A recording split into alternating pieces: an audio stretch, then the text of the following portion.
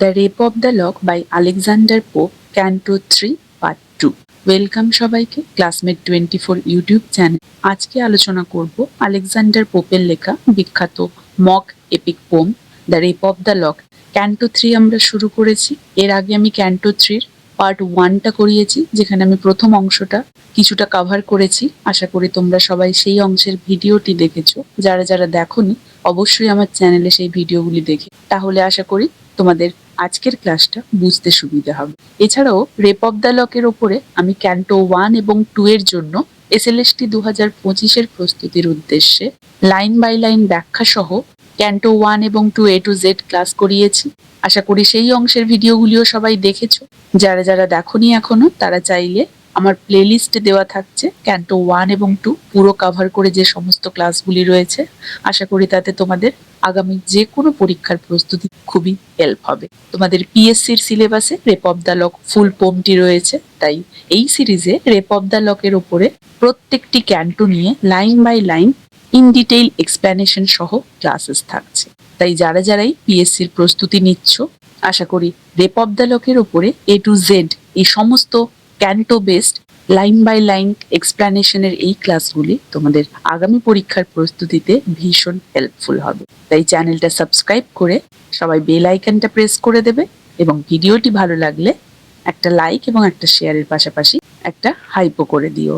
এবং PSCর অ্যাসপিরেন্টসরা তোমরা চাইলে আমাদের পেইড মেম্বারশিপ গ্রুপ জয়েন করতে পারো, যেখানে PSCর অ্যাসপিরেন্টসদের উদ্দেশ্যে ফুল সিলেবাস কভার করে আগামী পরীক্ষার প্রস্তুতির উদ্দেশ্যে সমস্ত গুরুত্বপূর্ণ ক্লাসেস থাকছে, সঙ্গে প্রশ্ন উত্তর সহ বিভিন্ন গুরুত্বপূর্ণ প্র্যাকটিস সেট। এছাড়াও PSCর অ্যাসপিরেন্টসরা চাইলে ফুল সিলেবাস বেসড সমস্ত গুরুত্বপূর্ণ টপিক নিয়ে প্রশ্ন উত্তর সহ ইন ডিটেলস নোটস চাইলে তোমরা সরাসরি আমাদের এই হোয়াটসঅ্যাপ নাম্বারে কন্ট্যাক্ট করতে পারো, যেখানে সমস্ত গুরুত্বপূর্ণ নোটস এবং প্রশ্ন উত্তর তোমরা PDF আকারে পেয়ে যাবে। আশা করি এই সমস্ত গুরুত্বপূর্ণ নোটস, ওয়ান লাইনার্স এবং প্রশ্ন উত্তর সহ প্র্যাকটিস সেটগুলো আগামী পরীক্ষাতে তোমাদেরকে খুবই হেল্প করবে। আর ইংলিশ রিলেটেড যে কোনো ধরনের কোয়ারি থাকলে বা এক্সাম রিলেটেড যে কোনো ধরনের কোয়ারি থাকলে তোমরা সরাসরি আমার টেলিগ্রাম গ্রুপ বা হোয়াটসঅ্যাপ চ্যানেলে যুক্ত হয়ে যেতে পারো। টেলিগ্রাম গ্রুপের লিঙ্ক, হোয়াটসঅ্যাপ চ্যানেলের লিঙ্ক এবং পেইড মেম্বারশিপ গ্রুপের লিঙ্ক এই ভিডিও ডেসক্রিপশন বক্সে আমি উল্লেখ করে দিচ্ছি। তো দেখো, rape of the lock canto 3 part 2 এর পরবর্তী অংশটা পার্ট 2-তে আমরা পার্ট 1-এ যতদূর কমপ্লিট করেছিলাম তারপর থেকে শুরু করব। পার্ট 1-এ আমরা দুটো প্যারাগ্রাফ কমপ্লিট করেছিলাম। পার্ট 2-তে আজকের ক্লাসে আমরা তারপর থেকে শুরু করব। তো line by line text explanation শুরু করছি। আশা করি সবাই ক্লাসটা প্রথম থেকে শেষ পর্যন্ত মন দিয়ে দেয়। কি বলা হয়েছে? মিনওয়াইল ডিক্লাইনিং ফ্রম দ্য নুন অফ ডে। দেখো, এর আগে আমরা দেখেছিলাম যে বেলিন্ডা সে হ্যাম্পটন কোর্টে যাবে এবং সেখানে তাস খেলা রয়েছে। তো কি বলা হচ্ছে? মিনওয়াইল, ইতিমধ্যে, ডিক্লাইনিং ফ্রম দ্য নুন, নুন দুপুর, ডিক্লাইনিং ঢলে পড়া, অফ ডে। তাহলে এদিকে বা ইতিমধ্যে দুপুর পেরিয়ে দিন ধীরে ধীরে বিকেলের দিকে ঢলে পড়ছে। এই যে ডিক্লাইনিং মানে ঢলে পড়া, ফ্রম দ্য নুন মানে দুপুর থেকে, অফ ডে দিন। তাহলে দিনটা কি হচ্ছে? ঢলে পড়ছে দুপুর থেকে। দুপুর থেকে দিনটা ঢলে পড়ছে মানে বিকেলের দিকে চলে যাচ্ছে। তাহলে এদিকে দিনটা ঢলে পড়ছে ধীরে ধীরে, মানে বিকেল হয়ে আসছে। The sun obliquely shoots his burning ray. Sun, সূর্য, অবলিকলি মানে তির্যক ভাবে, শুটস মানে ফেলছে, শুটস মানে হান্টিং, এক্ষেত্রে ফেলছে, হিজ বার্নিং রে তার সেই জ্বলন্ত রে, সূর্য রশ্মি। তাহলে সূর্য এখন তির্যক ভাবে তীব্র রোদ ফেলছে, বার্নিং রে, তীব্র রোদ। তাহলে যেহেতু দুপুর পেরিয়ে বিকেল হয়ে আসছে, তাহলে সূর্য রশ্মিটা স্ল্যান্টিং হয়ে যাচ্ছে, আর সোজাসুজি হচ্ছে না, স্ট্রেইট হচ্ছে না। সেই জন্য এখানে বলা হয়েছে যে the sun obliquely shoots his burning ray, সূর্য তির্যক ভাবে তীব্র রশ্মি বিকিরণ করছে বা রোদ দিচ্ছে। দ্য হাংরি জাজেস শুন দ্য সেন্টেন্স সাইন। হাংরি জাজেস, তাহলে দেখো আগের লাইনে দেখলাম যে দুপুরের কর্মব্যস্ততা শেষের পথে, সেটা কিভাবে বোঝানো হচ্ছে? যে সূর্য তির্যক ভাবে তীব্র রোদ ফেলছে, মানে সূর্য ধীরে ধীরে, যেহেতু দুপুর পেরিয়ে বিকেলের দিকে সময়টা এগোচ্ছে, সূর্য ধীরে ধীরে বিকেলের দিকে যাওয়া মানে তির্যক ভাবে রে ফেলছে, মানে দুপুরে একটা কর্মব্যস্ততা থাকে, সেটা শেষের দিকে যাচ্ছে যত বিকেল হচ্ছে, মানে দিনের সেই সামাজিক ছন্দটা বোঝাচ্ছে।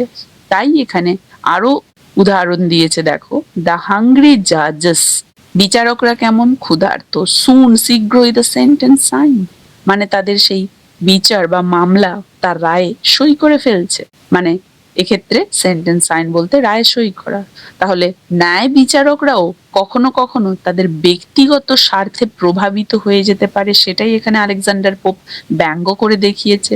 ব্যক্তিগত স্বার্থটা কি না, হাংরি, নিজেদের ক্ষুধা মেটানোর জন্য তারা মামলা মোকদ্দমার মতো একটা গুরুত্বপূর্ণ বিষয়ে যেখানে খুব ভেবেচিন্তে রায়দান করা উচিত এবং সই করা উচিত রায়দানের শেষে, সেখানে তারা শুধুমাত্র নিজেদের খিদে পেয়েছে বলে ক্ষুধার্ত হয়ে তাড়াতাড়ি সেই মামলার রায়ে সই করে দিচ্ছে।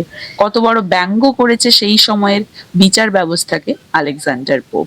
And wretches hang that jurymen may dine, wretches মানে কি, যারা কিনা একদম হতভাগ্য অপরাধীদের কথা বলা হচ্ছে এখানে, হ্যাং তাদেরকে ফাঁসিতে ঝুলিয়ে দেওয়া হচ্ছে। That jurymen, jurymen, jury মানে আরো একটা বিচারক মন্ডলী। তোমরা হয়তো জানো তৎকালীন ইংল্যান্ডের যে শাসন ব্যবস্থা সেখানে শুধু যে জাজেস থাকতো তা নয়, সেখানে জুরি মেম্বাররাও থাকতো, জুরি মেম্বাররাও সেখানে ডিসিশন নিত। জাস্টিসে তোমরা দেখেছো, যারা যারা গার্লস ওয়ার্থিক জাস্টিস পড়েছো সেখানেও আমরা দেখেছি। তো এখানে বলা হচ্ছে সেই হতভাগ্য সেই যে অপরাধীরা তাদেরকে ফাঁসিতে ঝুলিয়ে দেওয়া হচ্ছে শুধুমাত্র সেই জুরি মেম্বাররা, জুরির সদস্যরা মে ডাইন, ডাইন মানে খেতে যাওয়া, তাহলে জুরি সদস্যরা যাতে খেতে যেতে পারে দ্রুত, তাই অপরাধীদের ফাঁসি দ্রুত কার্যকর করা হচ্ছে। তাহলে কি পরিমাণে ব্যঙ্গ করা হয়েছে এবং সমস্ত গুরুতর জিনিসগুলোকে তুচ্ছ আর তুচ্ছ জিনিসগুলোকে গুরুতর করে দেখানো হয়েছে। ফাঁসি, বিচারের রায়দান এগুলো গুরুতর জিনিস, এগুলোকে এখানে তুচ্ছ করে দেখানো হচ্ছে যে শুধুমাত্র জাজ খেতে যাবে, জুরি মেম্বাররা খেতে যাবে, তাদের ওই তুচ্ছ ব্যাপারটাকে বড় করে দেখানো হচ্ছে যে তাদের খেতে যাওয়াটা এত ইম্পর্টেন্ট যে অপরাধীদের নির্দ্বিধায় তাড়াতাড়ি তাদের রায়দানে সই দেওয়া হচ্ছে, তাদের রায়দান করে তাদের ফাঁসিটা দ্রুত কার্যকর করে দেওয়া হচ্ছে। তাহলে একটা তীব্র ব্যঙ্গাত্মক দৃষ্টিভঙ্গি আমরা আলেকজান্ডার পোপের দেখতে পাচ্ছি। The merchant from the exchange Returns in peace, merchant ব্যবসায়ী, ফ্রম দ্য এক্সচেঞ্জ মানে শেয়ার বাজার, রিটার্নস ফিরে আসছে ইন পিস, তাহলে সারাদিনের কর্মব্যস্ততা শেষ, সূর্য তির্যক ভাবে রোদ দিচ্ছে, মানে দুপুর পেরিয়ে বিকেল হতে যাচ্ছে, অফিস আদালত এবারে ধীরে ধীরে গুটিয়ে আসবে, বন্ধ হয়ে আসবে, জাজরা কাজ ছেড়ে দিচ্ছে, খেতে যাবে বলে তাড়াতাড়ি রায় দিয়ে দিচ্ছে, জুরি মেম্বার খেতে যাবে বলে ফাঁসিটা দ্রুত করে দিচ্ছে, মানে এবারে দিনের সমস্ত কর্মব্যস্ততা শেষ হয়ে আসছে। তাই ব্যবসায়ীও যে কিনা শেয়ার বাজার অফিসে ছিল বা সেই সংক্রান্ত কাজ করছিল সেও ফিরে আসছে ইন পিস, শান্ত। And the long labours of the toilet cease, long labours, labour মানে এখানে সেই পরিশ্রম, লং দীর্ঘ পরিশ্রম, কিসের, টয়লেট, টয়লেট বলতে এখানে সাজসজ্জা, কে বসেছিল, বেলিন্ডা, সিজ মানে বন্ধ হয়ে আসছে বা গুটিয়ে আসছে, তাহলে এবং মহিলাদের সেই দীর্ঘ সাজসজ্জার কাজ শেষ হচ্ছে বা শেষ হয়। বেলিন্ডা নাও, এখন Belinda, hmm thirst of fame invites, তাহলে বেলিন্ডার সাজসজ্জা মেনলি ইন্ডিকেট করা হয়েছিল। তাহলে বলা হচ্ছে যে যেহেতু দুপুর পেরিয়ে সন্ধে হয়ে আসছে, মানে সে তো ঘুম থেকে উঠেই সে যে পেরিয়ে যায়, তো সেক্ষেত্রে তার সাজসজ্জাও শেষ হয়ে আসছে যেহেতু দুপুর পেরিয়ে সন্ধ্যা হয়ে আসছে, এবারে সে রেডি হয়ে গেছে, যেহেতু দুপুর পেরিয়ে গেছে, সারা দুপুর ধরে তার এই সাজসজ্জার পরিশ্রম চলছিল। দেখো কাজের পরিশ্রম হয়, সাজতে সাজতে তার এতই পরিশ্রম হয়েছে যে সেটাকে লেবার বলা হচ্ছে। তাহলে তার সাজসজ্জা শেষ হয়ে আসছে, বেলিন্ডা এখন যাকে থার্স্ট তৃষ্ণা অফ ফেম, কিসের, ফেম খ্যাতির তৃষ্ণা, ইনভাইটস আমন্ত্রণ পাঠিয়েছে বা আমন্ত্রণ করছে, তাহলে বেলিন্ডা যাকে এখন খ্যাতির আকাঙ্ক্ষা টেনে নিয়ে আসে। Burns to encounter two adventurous knights, burns মানে প্রবল আগ্রহ, এনকাউন্টার মুখোমুখি হওয়া, আর অ্যাডভেঞ্চারাস নাইটস সাহসী সৈন্য বা যোদ্ধা মানে যারা পুরুষ, তাহলে সে দুই সাহসী প্রতিদ্বন্দ্বীর মুখোমুখি হতে উদ্গ্রীব, মানে সেই ওমব্রে গেমের কথা বলা হয়েছে, সেই কার্ড গেম যেখানে 3জন খেলতো, সেখানে আরো 2জনকে এখানে অ্যাডভেঞ্চারাস নাইটস বলা হয়েছে। তাহলে ওমব্রে গেমে টোটাল 3জন সদস্য থাকে। এখানে বেলিন্ডা এবং আরেকজনের আমরা নাম পেয়েছিলাম ব্যারন, এবং আরো একজন স্বনামধন্য তাদের সাথে খেলেছিলেন। তো দেখো, burns to encounter 2 adventurous knights, তাহলে তার সাজগোজ শেষ হয়ে গেছে, খ্যাতির তৃষ্ণা তাকে আমন্ত্রণ করে নিয়ে যাচ্ছে, সে এখন উদ্গ্রীব 2 সাহসী প্রতিদ্বন্দ্বী। কার্ড গেমকে যেন একদম যুদ্ধের মতো দেখানো হচ্ছে, তাই কথাটা বলা হয়েছে প্রতিদ্বন্দ্বী। যুদ্ধে প্রতিদ্বন্দ্বী থাকে, এখানে কার্ড গেমটাকে এতই বাড়িয়ে চাড়িয়ে দেখানো হচ্ছে যে বলা হচ্ছে এই কার্ড গেমের দুটো অপোজিট প্লেয়ার যেন তার প্রতিদ্বন্দ্বী, যেন যোদ্ধা। কত বড় মক। At ombre singly to decide their doom. At ombre সেই তাসের খেলা। ওমব্রে হচ্ছে একটা কার্ড গেম, বিখ্যাত একটা তাসের খেলা। পার্ট 1-এ আমি বলেছিলাম 17th এবং 18th সেঞ্চুরিতে ইউরোপের অন্যতম জনপ্রিয় এবং প্রভাবশালী এটা একটা তাসের খেলা ছিল। এর নিয়মগুলো অনেক জটিল ছিল আর এতে অনেক কৌশলে চাল দিতে হতো। এটা রাজকীয় খেলা নামে একসময় ভীষণ পরিচিত ছিল। খেলাটা স্পেনে উদ্ভব ঘটেছিল এবং 16th সেঞ্চুরির শেষের দিকে এটা স্পেনে দেখা দিয়েছিল, এবং স্পেনীয় শব্দ বা স্প্যানিশ শব্দ হোমব্র, HOMBRE বা হোমব্রে, এই থেকে এর নামকরণ হয়েছে। এর অর্থ হচ্ছে মানুষ। এখানে খেলার যে প্রধান খেলোয়াড় তিনি ঘোষণা করতেন যে ইয়ো সোয়ে এল হোমব্রে, অর্থাৎ আমি সেই মানুষ। খেলার শুরুতে খেলোয়াড়রা বিড করেন এবং যিনি সবচেয়ে বেশি দর হাঁকেন তাকেই বলা হয় ওমব্রে। ওমব্রে মানে দ্য ম্যান। যেহেতু ওমব্রে অর্থ মানুষ, তাই সেখান থেকেই শব্দটি এসেছে ওমব্রে। স্প্যানিশ ভাষা থেকে এটা বিকৃত উচ্চারণ হয়ে ওমব্রে হয়ে এসেছে। ওমব্রের অর্থ, রুট অর্থ যেটা দ্য ম্যান। তিনি একাই বাকি 2জন প্রতিপক্ষের বিরুদ্ধে খেলেন এবং ওমব্রের মূল লক্ষ্য কি থাকতো না, বাকি 2জনের চেয়ে বেশি ট্রিক বা হাত জেতা, যেটা খেলার নিয়ম হয় আর। তো ব্যারন এখানে ছিল এবং আরো একজন সম্ভ্রান্ত মহিলা ছিল। সেই গেমে বেলিন্ডা খেলতে যাবে, তাই বলা হয়েছে at ombre singly to decide their ডুম। সেই তাস খেলাতে, ডুম মানে ভাগ্য নির্ধারণ করা, তাহলে সেই তুচ্ছ তাস খেলাতে তাদের ভাগ্য নির্ধারণ করতে সেই প্রতিপক্ষ 2জনের মুখোমুখি হতে তাকে খ্যাতির তৃষ্ণা যেন আমন্ত্রণ করে নিয়ে যাচ্ছে। And swells her breast with conquests yet to come. Swells মানে কি? ফুলে ফেঁপে ওঠা। তাহলে সোয়েলস হার ব্রেস্ট মানে গর্বে তার বুক ফুলে ওঠা। কনকোয়েস্ট মানে বিজয়। তাহলে বলা হয়েছে ভবিষ্যতের জয় নিয়ে বেলিন্ডা গর্বে ভরে উঠছে, মানে ভবিষ্যতের বিজয়, এই কার্ড গেমের যে জয়, এটাতে তার গর্ব হচ্ছে বা গর্বে তার বুক ফুলে উঠছে। এটাতে মানে এখনো সে জেতেনি, কিন্তু জেতার জন্য ভবিষ্যতের সেই জয় নিয়ে এখন থেকে গর্বে তার বুক ফুলে উঠছে। এই যে ইয়েট টু কাম, যে কনকোয়েস্ট বা বিজয়টা আসতে চলেছে, সেই বিজয়টা নিয়ে সোয়েলস আর ব্রেস্ট, গর্বে তার বুক ভরে উঠছে বা ফুলে উঠছে। Straight the 3 bands prepare in arms to join. Straight মানে সঙ্গে সঙ্গে, 3 bands মানে দল, 3টে দল, প্রিপেয়ার প্রস্তুতি নিচ্ছে, ইন আর্মস টু জয়েন অস্ত্র, আর্মস মানে অস্ত্র নিয়ে। অস্ত্র কিসে লাগে? যুদ্ধে জয়েন করতে। তাহলে দেখো, কার্ড গেমটা যেন একটা যুদ্ধের মতো, তাই বলা হচ্ছে যে বেলিন্ডার বুক যখন গর্বে ফুলে উঠছে, কিসের গর্বে? না যে ভবিষ্যতে জয়টা তার আসতে চলেছে। কিসে? কার্ড গেমে। কার্ড গেমে সে এখনো জিতেনি, কিন্তু সে জানে সে জিতবে, সেজন্য তার বুক এখন থেকেই গর্বিত। এবং সেই জন্য সঙ্গে সঙ্গেই 3টে দল প্রিপেয়ার হচ্ছে তাদের অস্ত্র সৈন্যসজ্জা নিয়ে যুদ্ধের জন্য। দল বলতে সিলফদের কথা বলা হয়েছে এখানে। সিলফ সেই সুপার ন্যাচারাল মেশিনারিদের কথা বলা হয়েছে। কার্ড খেলাকে যুদ্ধ হিসেবে দেখানো হচ্ছে এখানে। দল, এই যে prepare in arm to join, যেন তারা সৈন্য, তারা যেন অস্ত্র নিয়ে যুদ্ধে নামবে, যুদ্ধ জয়েন করবে, তারা প্রস্তুতি নিচ্ছে। আসলে কিন্তু সেটা নয়, তারা বেলিন্ডার সাহায্য করবে, সেজন্য এখানে বলা হচ্ছে যে তারাও যেন 3টে দল প্রিপেয়ার হচ্ছে আর্মস নিয়ে জয়েন করার জন্য। Each band the number of the sacred 9, এবং প্রত্যেকটা দলে, ব্যান্ডে কজন করে আছে? 9। স্যাক্রেড 9 কেন? কারণ 9জন মিউজ ছিল, সেই মিউজের সংখ্যায় এই সংখ্যাটা দেওয়া হয়েছে পবিত্র 9 জন।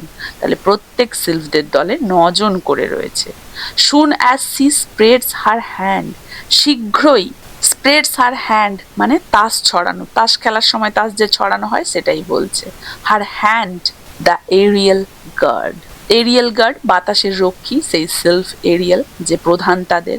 তো বলা হচ্ছে বেলিন্ডা তাস ছড়াতেই সেই সিলভরা নেমে আসে তাদের ডিউটি পালন করতে। তারা তো রেডিই ছিল, বেলিন্ডা যেই বসেছে খেলতে, তার গেম শুরু করেছে, তাস ছড়ানো শুরু করেছে, সেই সিলভরা নেমে এসেছে।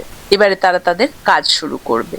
Descend and sit on each important card, তারা নেমে এসেছে এবং তারা কোথায় আশ্রয় নিয়েছে বা বসেছে, প্রত্যেকটা গুরুত্বপূর্ণ তাসের ওপরে। ফার্স্ট এরিয়াল পার্চড আপন আ ম্যাটাডোর, তাহলে দেখো তুচ্ছ খেলাকে অতিরঞ্জিত করে একদম দেবদূতীয় হস্তক্ষেপ যেন দেখানো হচ্ছে যে সেই সিলভরা আত্মারা নেমে এসেছে, কার্ডে বসে যাচ্ছে তারা, এবং তারা বেলিন্ডাকে সাহায্য করার উদ্দেশ্যে, যেন পুরোপুরি একটা যুদ্ধ তৈরি হচ্ছে, বেলিন্ডা যেন কোনো দেবী, তাকে যেন হেল্প করার উদ্দেশ্যে সব হচ্ছে, পুরোপুরি একটা ব্যঙ্গ হাস্যরস তৈরি করার চেষ্টা করা হচ্ছে। ফার্স্ট এরিয়াল পার্চড, এরিয়াল সেই প্রধান সেলফ, ম্যাটাডোর মানে সেই ওমব্রে কার্ড গেমের একটা শক্তিশালী তাস যার নাম হচ্ছে ম্যাটাডোর, সেই ম্যাটাডোরের ওপরে এরিয়াল এসে বসে যাচ্ছে। মানে বেলিন্ডার সাফল্যের পেছনে অলৌকিক শক্তি আছে সেটা পোপ দর্শাতে চাইছেন।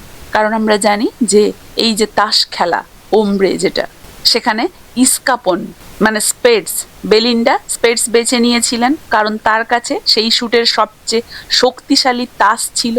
শক্তিশালী তাসগুলো কি কি, তো দেখো খেলাটা একটু ডিটেইলসে বলে দেই তাহলে বুঝতে পারবে। ওমব্রে যে কার্ড গেম, এটাতে 3 জনের জন্য কার্ড থাকে, তাই তো 3 জনের খেলা এটা, যেখানে একজন খেলোয়াড় থাকে, ওমব্রে বলা হয় তাকে, এবং বাকি 2 জনের বিরুদ্ধে সে খেলবে। তাহলে টোটাল 3 জন খেলাটা খেলবে। তো স্ট্যান্ডার্ড যে তাসের ডেকে সেখানে 52টি থাকে, কিন্তু এই যে খেলাগুলি ইউরোপীয় এই খেলাগুলিতে প্রায় কিন্তু 40টা তাস ব্যবহার করা হয়। তাই স্ট্যান্ডার্ড যে 52টি তাসের ডেক, সেখান থেকে ওই 8, 9, 10 নাম্বার এই ধরনের তাসগুলো বাদ দিয়ে সেই 40টা তাস যে ব্যবহার করা হবে সেই রুলটা প্রয়োগ করা হয়। ধরে নাও 40টা তাসই এখানে অ্যাপ্লিকেবল। প্রথমে খেলোয়াড়কে 9টা করে তাস দেওয়া হয়, বাকি 13টা তাস মুখ নিচে করে টেবিলের উপরে রেখে দেওয়া হয়, যেটাকে স্টক বা টালন বলে। এরপরে কি শুরু হয়, খেলার নিয়ম কি, প্রথমে বিডিং। খেলা শুরুর আগে খেলোয়াড়রা যে ট্রিক বা হাত জিততে পারবেন তার উপরে ভিত্তি করে বাজি ধরা হয়, এটাকে বিডিং বলে। সবচেয়ে বেশি যে তার প্রতিশ্রুতি যে দেয় সেই ওমব্রে বা ডিক্লেয়ারার হয় এখানে।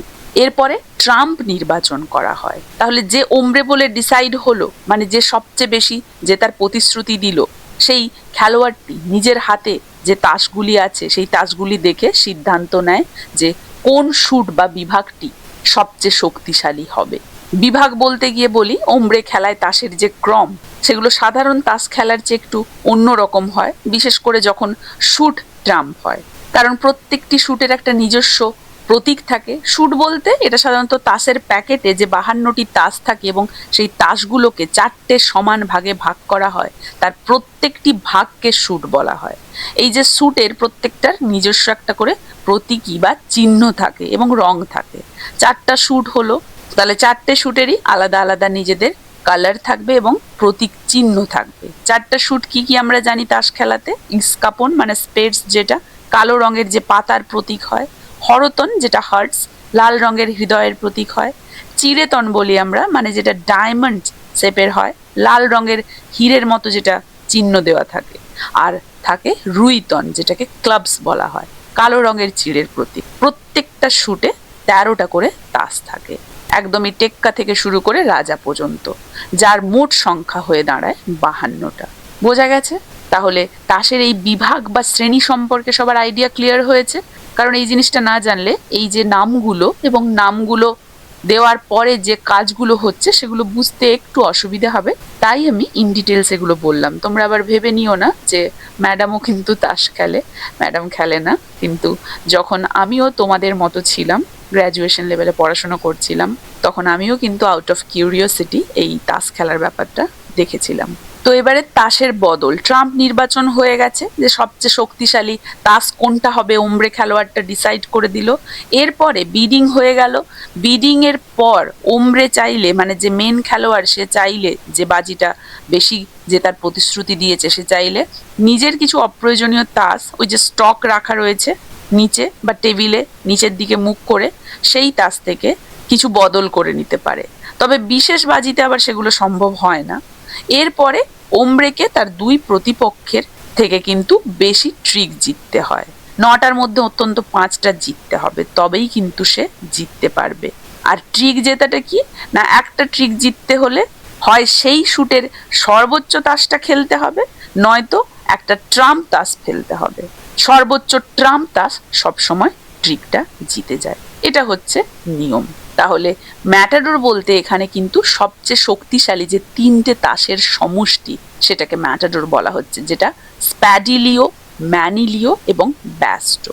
সাধারণত তাসের ক্রম বা বিশেষ নামগুলোকে আমরা এভাবে পাবো, প্রথমে থাকে স্প্যাডিলিও, তারপরে ম্যানিলিও, তারপরে বাস্টো, তারপরে রাজা, তারপরে রানী এবং তারপরে গোলাম, তাই তো? তাহলে সর্বোচ্চ যে 3টে তাস, স্প্যাডিলিও, ম্যানিলিও, বাস্টো, এদের সমষ্টিকে কিন্তু বলা হচ্ছে ম্যাটাডোর। এবং এখানে ইস্কাপন মানে স্পেডসকে ট্রাম্প করার মাধ্যমে বেলিন্ডা নিশ্চিত করেছিলেন যে তার শক্তিশালী তাসগুলো প্রতিপক্ষের যে কোনো তাসকে হারাতে পারবে। এটা তাকে খেলাটাকে সুইপ দ্য বোর্ড বা সম্পূর্ণভাবে জিতে নিতে সাহায্য করেছিল। আর এই ঘটনাটি খেলায় তার দক্ষতা এবং আত্মবিশ্বাসকে তুলে ধরেছিল। বেলিন্ডা ইস্কাপন বা স্পেডস বেছে নিয়েছিল কারণ তার কাছে সেই শুটের সবচেয়ে শক্তিশালী তাসগুলো ম্যাটাডোরস ছিল, স্প্যাডিলিও ছিল, ব্যাস্ট্রো ছিল। বোঝা গেছে এবারে? তাই এরিয়েল এই যে ম্যাটাডোরের ওপরে গিয়ে বসেছে, এই জিনিসটা আশা করি সবার ক্লিয়ার হয়েছে। ম্যাটাডোর মানে সবচেয়ে শক্তিশালী তাস সেই শুটের, তার মানে এখানে চুজ করা হয়েছে কোন স্যুট, ইস্কাপন বা স্পেডস, এবং স্পেডসের স্প্যাডিলিও, ম্যানিলিও এবং ব্যাস্ট্রো এগুলো তার কাছে ছিল, তাই 3টের সমষ্টিকে ম্যাটাডোর বলা হয়েছে এবং এরিয়েল গিয়ে এর উপরে বসেছে। Then each according to the rank they bore, এরপরে প্রত্যেকে তাদের র্যাঙ্ক অনুযায়ী বোর বহন করত। বোর মানে বহন করা, এখানে বলা হয়েছে সিলভরা নিজেদের র্যাঙ্ক অনুযায়ী তাদের অবস্থান বেছে নিয়ে, তাদের জায়গা বেছে নিয়ে বসে গেছে বা কাজ করতে শুরু করেছে। For sylphs yet mindful of their ancient race, কারণ সিলভরা ইয়েট মাইন্ডফুল সচেতন থাকে of their ancient race. Ancient race বলতে এখানে অতীত পরিচয়। সিলভদের অতীত পরিচয় কি? এরা বায়ুর আত্মা। সাধারণত বিশেষ ধরনের নারীরা মারা গেলেই সিলভ হয়। তাহলে নারীরা তাদের যে আগের জন্ম, মারা যাওয়ার আগে তারা কিভাবে ছিল, সেটাকে এখানে অতীত পরিচয় বা অবস্থা বলা হয়েছে। মানে যে সিলভরা এখন সিলভ আকারে রয়েছে, তাদের মৃত্যুর আগে মানুষ হিসেবে তারা কোন ধরনের ছিল, সেটাকেই অ্যানসিয়েন্ট রেস বলা হয়েছে। যেহেতু সেই নারীরা তাদের নারী জন্মে, যখন মানুষ জন্মে ছিল, তখনকার সেই সচেতন স্বভাব এখনো বজায় রেখেছে, তাই বলেছে যে সিলভরা নিজেদের মর্যাদা অনুযায়ী বা র্যাঙ্ক অনুযায়ী কাজ বা অবস্থান নিয়ে নিচ্ছে, সমাজের শ্রেণীবিন্যাসকে ব্যঙ্গ করছে এখানে পোপ। আর দ্বিতীয় লাইনে বলা হচ্ছে যে সিলভরা তাদের পুরাতন পরিচয় মনে রাখছে, সচেতন সে বিষয়ে, মানে যে যার জায়গা নিয়ে নিচ্ছে, মানে মেয়েদের কথা এখানে ব্যঙ্গ করে বলা হয়েছে। এই সিলভরা তারা যেহেতু মৃত্যুর আগে তারা যেই নেচারের ছিল, সেই নেচারই যেন তারা এখানে পালন করছে, এতটাই তারা সচেতন, পুরনো পরিচয় যেন মনে রাখছে এবং সেই পরিচয় অনুযায়ী এখানেও তারা কাজ করতে লেগে পড়েছে যেন। মানে সেই নারীরা সিলভ হোক বা সেই নারী বেশে থাকুক, তাদের সেই যে ক্যারেক্টারিস্টিক্স সেটাই বজায় আছে, সেটা দেখানো হচ্ছে।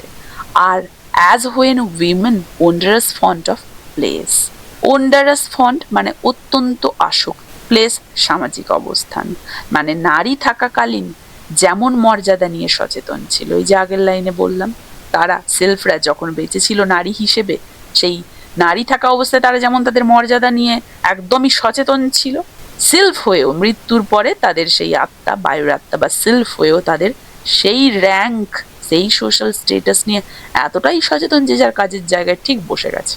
এতটা তীব্র ব্যঙ্গ করেছেন পোপ নারীদেরকে যারা মৃত্যুর পরে সেলফ হয়েছে।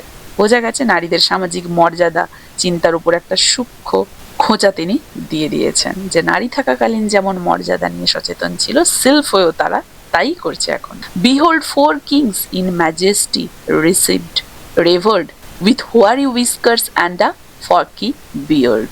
বিহোল্ড মানে দেখো, 4 কিংস 4 জন রাজা in majesty revered, majesty revered মানে মহিমায় শ্রদ্ধেয়। দেখো 4 জন রাজা যারা অত্যন্ত মর্যাদাপূর্ণ সম্মানিত।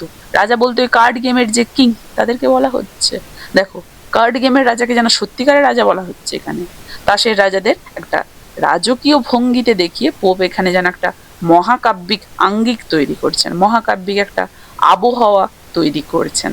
তাস খেলার কিংদেরকে যেন বাস্তব কিং বোঝাতে চেয়েছেন, বলছেন দেখো 4 জন রাজা অত্যন্ত মর্যাদাপূর্ণ এবং সম্মানিত। উইথ ওয়ারি উইস্কার্স, ওয়ারি মানে সাদা বা বুড়ো, উইস্কার্স গোপ জানো সবাই, ফকি বিয়ার্ড মানে দ্বিখণ্ডিত দাড়ি।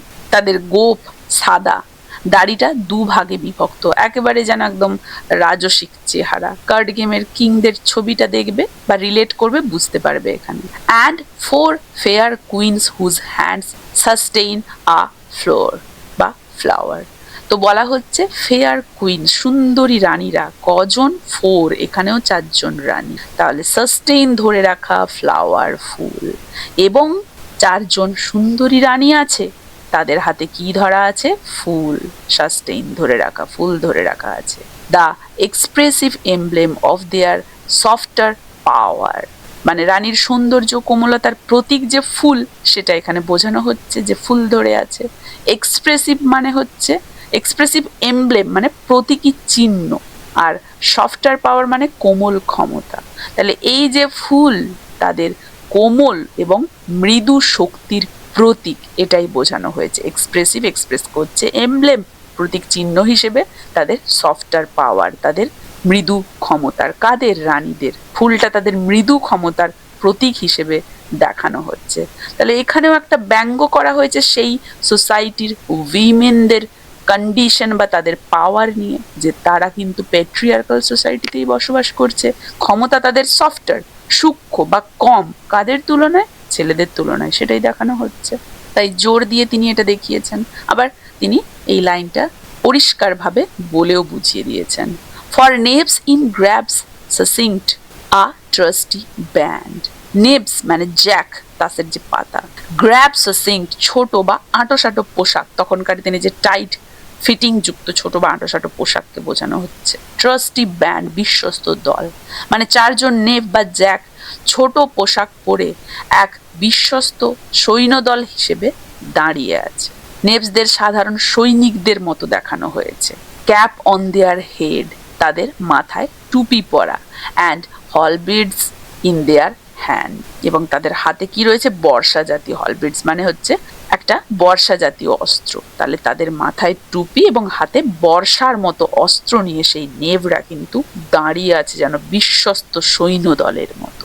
তাহলে রাজা, রানী, নেভস প্রত্যেকের কিন্তু এখানে ডেসক্রিপশন দেওয়া হয়েছে। এরা কেউ আসলে নয়, সেই কার্ড গেমের সেই রাজা, রানী, নেভসদের কথাই বলা হচ্ছে। অ্যান্ড পার্টিকালার্ড ট্রুপস, পার্টিকালার্ড মানে হচ্ছে having or consisting of 2 or more different colors, পার্টিকালার্স। তাই তো বলা হচ্ছে পার্টিকালার ট্রুপস, দল, বিভিন্ন রঙের বা একের বেশি রং সমন্বিত যে দল।